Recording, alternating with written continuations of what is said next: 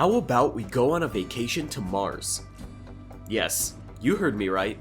Mars. You know, fourth planet from the sun, the one that everyone calls red, but is really kind of orange. Oh, you don't think that's possible? It is. It's just really hard to achieve. I know that you really want to know how humans would look like on Mars, but first you need to know why and how we would get there. The main problem here on Earth is that there are too many humans. There are 7 billion humans on Earth, and by 2050 that number will double. There's not enough space on this one planet for so many humans to be able to survive. That's why we need to try to find more space to live, and Mars is the best place for it. Why? Because first of all, Mars is the closest planet to us. Venus is pretty close too, but the surface of Venus is hotter than a pizza oven. So unless you want to be boiled alive, Mars is a much better place. Second of all, there is evidence on Mars that says that there could have been life on it before. There are cracks and trenches on the surface that show that there might have been rivers and oceans. Humans actually sent a rover called Perseverance to Mars in July to study the ground for fossils of ancient alien life on Mars. If we do find fossils, we might be able to figure out what life on Mars looked like. But the main problem with Mars is that it takes way too long to get there. To get to Mars, it would take 9 whole months. The best possible way we could get there without having to wait so long is either traveling a lot faster than we currently can, or figuring out cryogenic sleep. Cryogenic sleep is just a fancy way of saying freezing a person so that they can't feel time go by. That wouldn't work because anything alive needs to be warm. If we tried freezing a person, they would just get frostbite and die. Also, we can't figure out how to make our spaceships go faster, because if we put on a bigger booster, then the rocket will get heavier. And if the rocket is too heavy, it won't go out of Earth's atmosphere and just crash right back down. If we want to fix that, we have to add more fuel. But if we add more fuel, then the rocket becomes even heavier. That's a huge problem.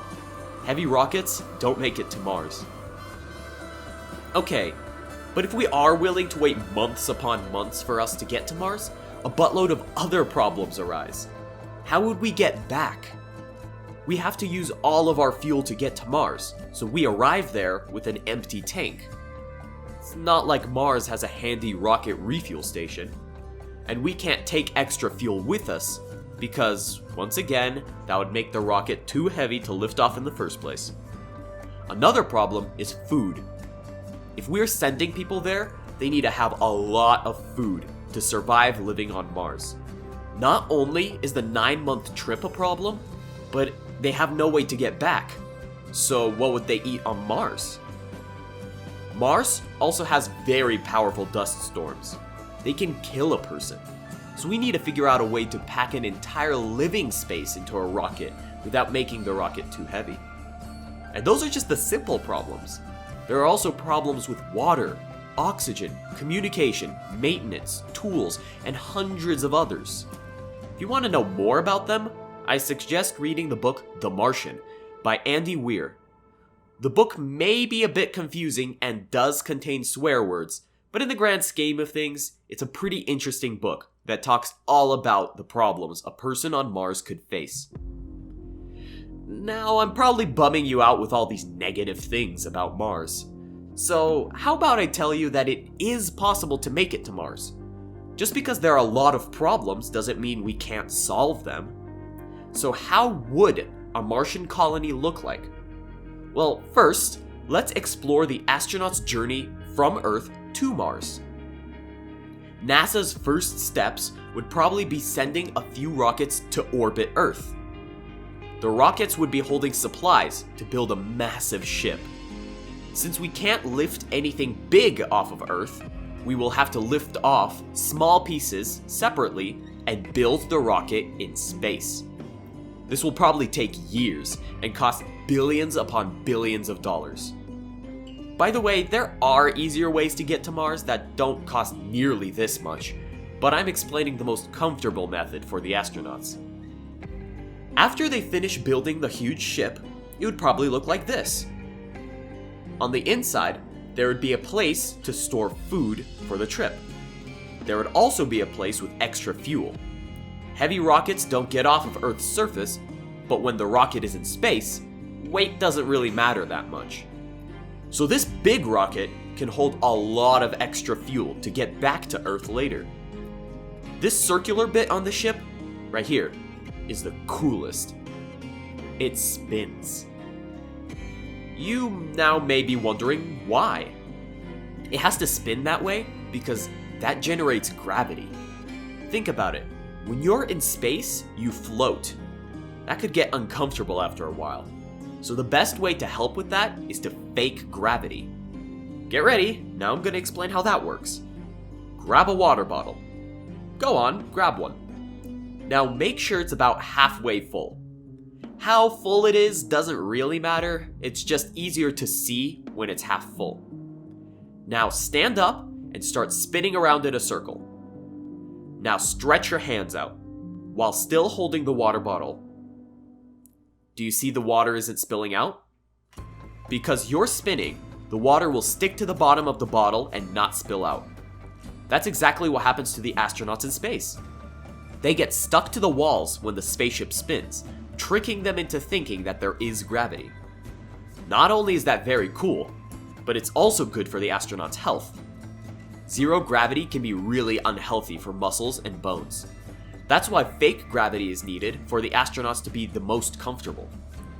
In the ship, there's also a place to work out, because the astronauts need to be as healthy as can be since there are no doctors in outer space.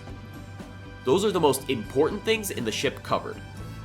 Once the astronauts get on board, they will have a boring 9-month trip ahead of them. When they get to Mars, they will have to leave their big ship behind. A ship that big will definitely break if it tries to land. They will leave the ship orbiting Mars and land in a tiny ship the size of a truck that was attached to the bigger ship. In there will be fuel, food, and building tools. Once they get to the surface, they have to start working immediately. They build up a station where they can live. The station would probably look like this. Inside, there would be an airlock, which is a special space door that keeps nasty Mars air out of the station. There would also be a second airlock in case the first one breaks. There would be a computer with direct communication with Earth, and a whole bunch of other electronic gadgets. The most important one is the oxygen converter. It will have to grab the carbon dioxide, which is the toxic stuff we breathe out, detach the C, and leave the O2, which is the oxygen that we breathe. The lives of the astronauts depend on that little machine. Hopefully, in the future, we won't need something like that. Global warming is a huge problem here on Earth, but on Mars, global warming could make the Martian air breathable. We will grow crops, and by the year 3000, we won't even need a spacesuit. This has been Event. Stop, don't leave yet. I have some important information about my channel, and I only have 30 seconds. Okay, my channel has a schedule now. I will be posting videos on the last day of every month, so expect a video by Halloween. Also, I have a Twitter page. I'll put the link into the description. There, I will post video updates and interesting facts. This has been Event Horizon Season 1, Episode 7. Let's go on a vacation to Mars. If you liked the video, please consider subscribing for more episodes with easy answers for hard questions, and remember, no question is too stupid to be asked.